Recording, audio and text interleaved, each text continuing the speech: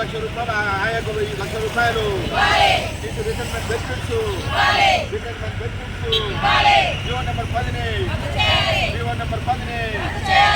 CITU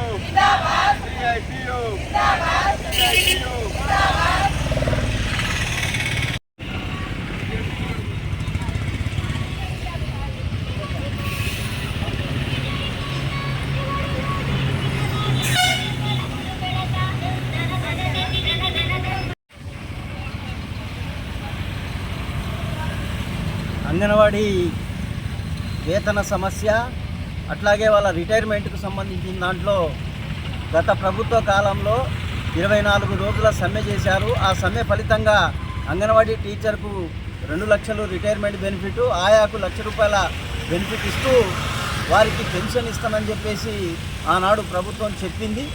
ఇప్పుడు వచ్చినటువంటి రేవంత్ రెడ్డి ప్రభుత్వం రిటైర్మెంట్ కోసం వాళ్ళందరికీ ఏం తెలవకుండానే రిటైర్మెంట్ ఆర్డర్స్ పంపించారు.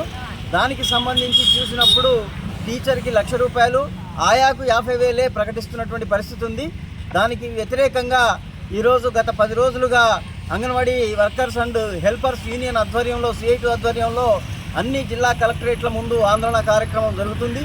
ఈరోజు స్పెసిఫిక్గా అన్ని ఎమ్మెల్యేల కార్యాలయాల ముందు, క్యాంప్ ఆఫీసుల ముందు ధర్నాలు చేసి ఎమ్మెల్యేలతోని మన సీఎం గారికి, అట్లాగే గిరిజన సంక్షేమ అట్లాగే శిశు సంక్షేమ మంత్రి సీతక్కకు, ఈ యొక్క ICDS కార్యదర్శికి లేఖలు మెయిల్ ద్వారా పెట్టించేటువంటి కార్యక్రమంలో భాగంగా ఈరోజు ధర్నా కార్యక్రమాన్ని చేపడుతున్నాం.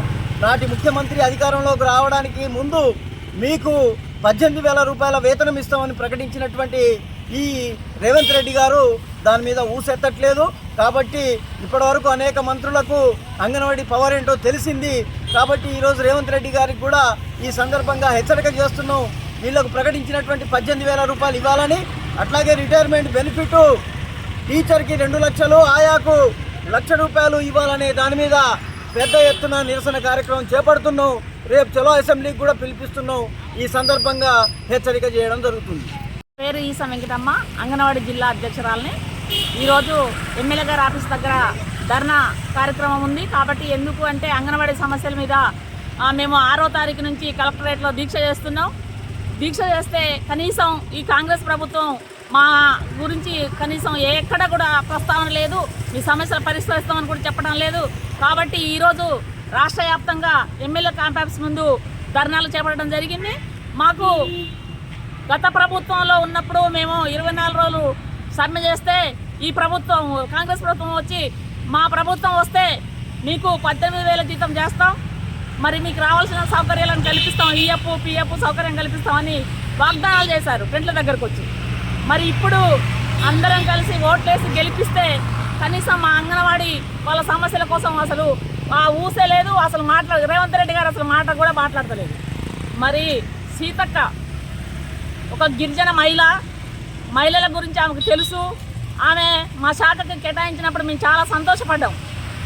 మరి ఇప్పుడు ఆ శాఖ మంత్రి సీతక్క అసలు మా అంగన్వాడీల గురించే పట్టించుకోవట్లేదు. కనీసం మేము సమ్మె చేసినా ధర్నా చేసినా అసలు మా సమ్మె గురించి కానీ ధర్నా గురించి కానీ అసలు మీ సమస్యలు ఏంటి గురించి అని కూడా మా ప్రభుత్వం పట్టించుకోవట్లేదు. కాబట్టి ఈరోజు ఎమ్మెల్యేల దగ్గర ధర్నా చేయడం జరిగింది.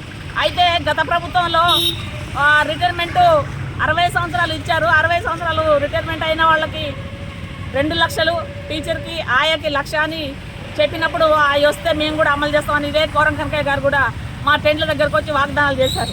మరి ఇప్పుడు ఆ వాగ్దానాలు ఏమైనాయి? కాబట్టి గత ప్రభుత్వం ఇచ్చిన ఆ వాగ్దానాలు అమలు చేయాలని, టీచర్కి 2 లక్షలు, ఆయాకి 1,00,000, అట్లాగే వారసత్వం ఉద్యోగాలు ఇవ్వాలని, జీవో నెంబర్ 10ని రద్దు చేయాలని, పిఎఫ్ సౌకర్యం, అట్లాగే మాకు వచ్చే జీతంలో రిటైర్మెంట్ అయ్యే వరకు ఎంత జీతం ఉంటే అందులో సగం పింఛన్ ఇవ్వాలి. అంటే పింఛన్ అంటే ఈ ఆసరా పింఛన్ కాకుండా ICDS నుంచి రావాల్సిన మాకు ఆ సగం జీతంలో పింఛన్ ఇవ్వాలని కోరుకుంటూ ఈ అవకాశం ఇచ్చినందుకు ధన్యవాదాలు.